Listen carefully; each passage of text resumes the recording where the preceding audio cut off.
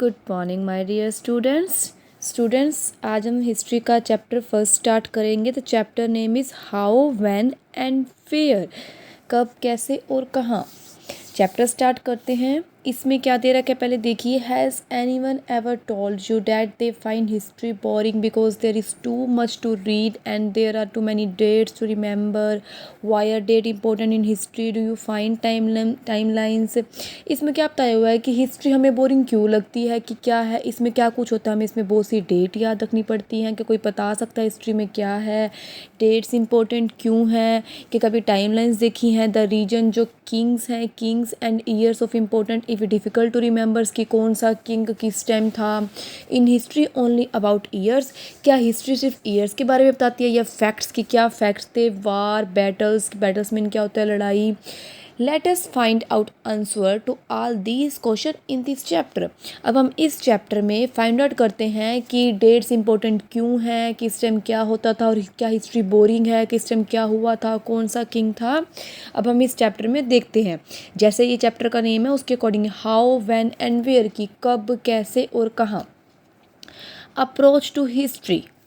When you look at a pair of shoes, do you ever wonder what the history of footwear is?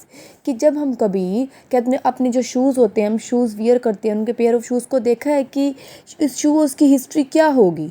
How did humans create the first pair of shoes, की मतलब कि human ने कैसे first pair जो shoes का था वो कैसे क्रिएट किया होगा। What kind of material was use to make them, कि कौन से मटेरियल इसमें यूज़ हुआ होगा, कि क्या लेदर का है, किसका है।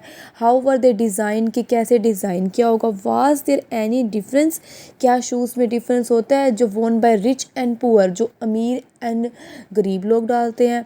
द मतलब कि the royalty and the commoners, की जो आम आदमी और जो रॉयल है वो कैसे, उनमें क्या डिफरेंस होता है।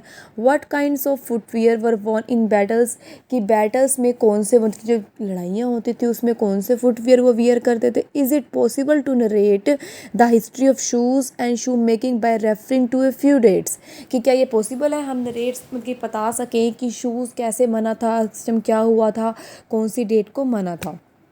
No, history cannot be understood only by placing a few dates chronologically.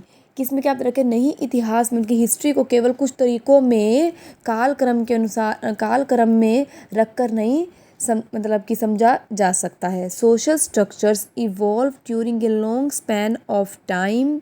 Political system change gradually, लंबे समय के दौरान सामाजिक संरचनाएं विकसित होती हैं। पॉलिटिकल सिस्टम धीरे धीरे बदलता है। Movements form and revolutions happen over a stretch of time, so a few dates are not enough to give a complete picture of history. आंदोलन का रूप और क्रांतियाँ समय के स्ट्रेच के साथ होती हैं।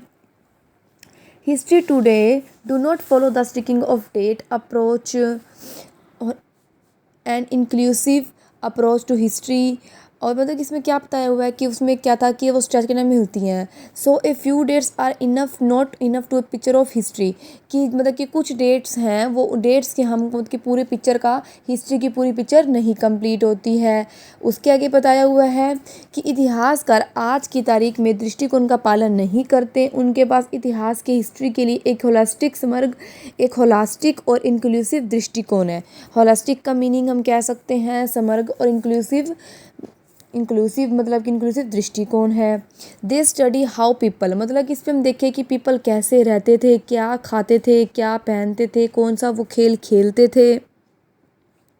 And what kind of trade they carried out, कि वो कैसा मतलब कि कौन सा वो ट्रेड करते थे। What did farmers cultivate, farmers क्या कल्टीवेट करते थे। वुमेन का क्या स्टेटस था, क्या स्ट्रक्चर था, मतलब कि क्या उनका इकोनॉमिक स्टेटस था, आर्थिक स्टेटस था। Some dates are considered important over others in history.